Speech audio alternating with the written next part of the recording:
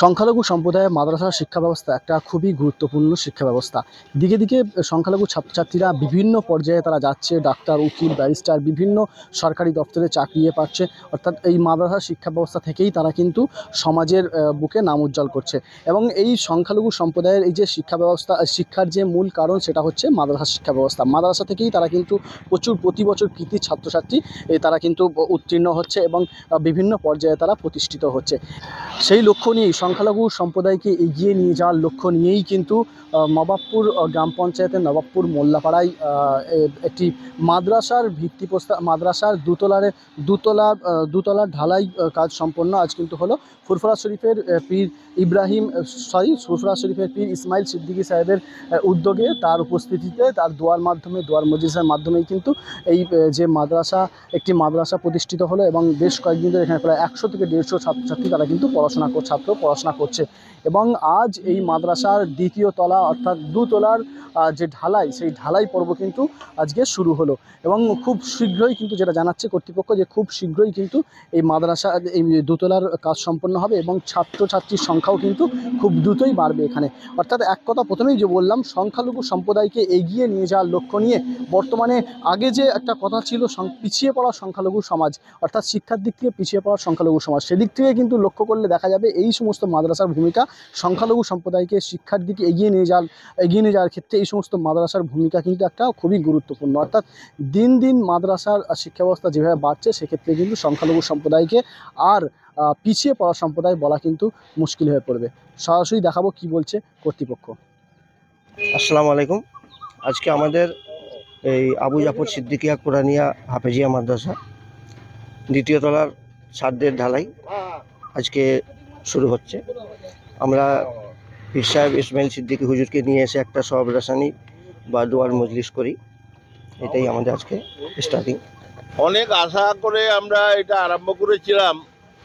এই মসজিদ কথার বদলে আগেই তৈরি হয়ে গিয়েছিল, কিন্তু আমাদের নিজেদের খানিকটা অসুবিধার জন্য কিছু লোকজন অসুস্থ হয়ে পড়ায় বা বিভিন্ন কারণে আমরা মাদ্রাসাটা করে উঠতে পারিনি।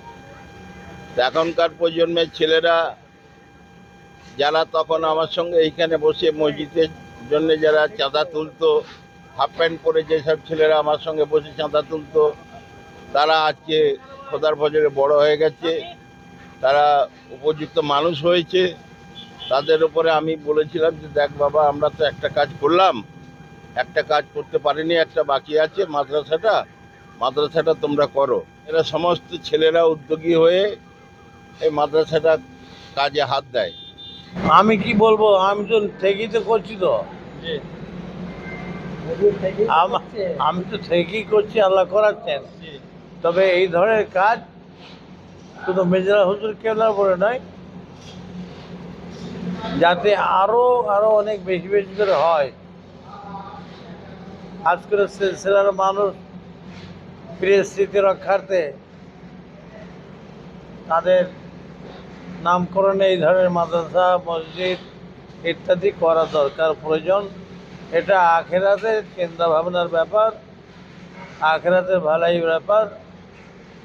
দুনিয়া থেকে ছেড়ে চলে যেতে হবে, এটাই আমার আপনার জন্য থেকে যাবে।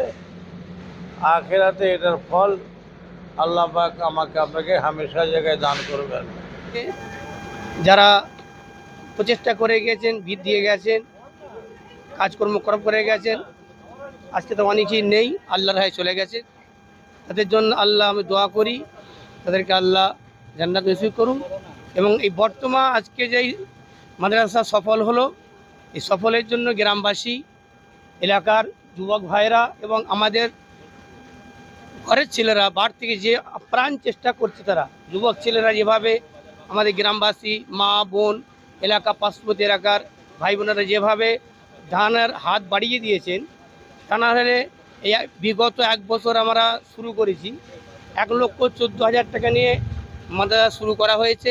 এই পর্যন্ত দ্বিতলা ঢালাই হলো, আল্লাহ শকর। এর জন্য আমি সকলকে ধন্যবাদ জানাই এবং সকলের দান কবুল করুক। এবং আগামীতে এই মাদ্রাসাকে শেষ করার জন্য যারা দান করতে ইচ্ছুক রয়েছেন, তারা আপনারা সকলে নিজে নিজে এই আসল জায়গায় ইট, বাড়ি, সিমেন্ট বা টাকা পয়সা দিয়ে আপনার সাহায্য করে আমাদের শেষ পর্যন্ত এই মাদ্রাসা উদ্বোধন করা পর্যন্ত আমাদের চেষ্টা রইল। এলাকার মধ্যে মাদ্রাসাটা হয়ে খুবই আমার আনন্দ। এতদিনের আমাদের মনের কামনা পুরো হয়েছে। আল্লাহ রহমতে আমাদের ছেলেরা পড়াশোনা করবে, তার জন্য খুবই আনন্দ। এই জন্য আল্লাহর কাছে লাখ লাখ ধন্যবাদ, আল্লাহর কাছে খুশি আনন্দ।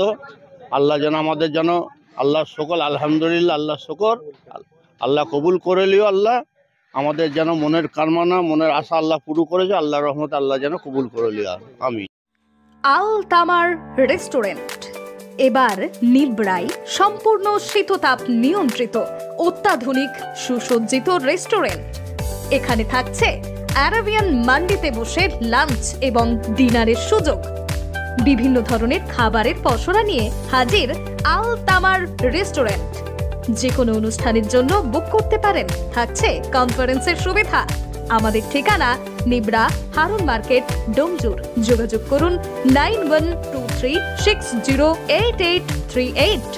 আরাবিয়ান মান্ডির স্বাদ গ্রহণ করতে হলে আপনাকে আসতেই হবে আমাদের রেস্টুরেন্টে। তাহলে আর দেরি কেন, আজই আসুন আল তামার রেস্টুরেন্টে।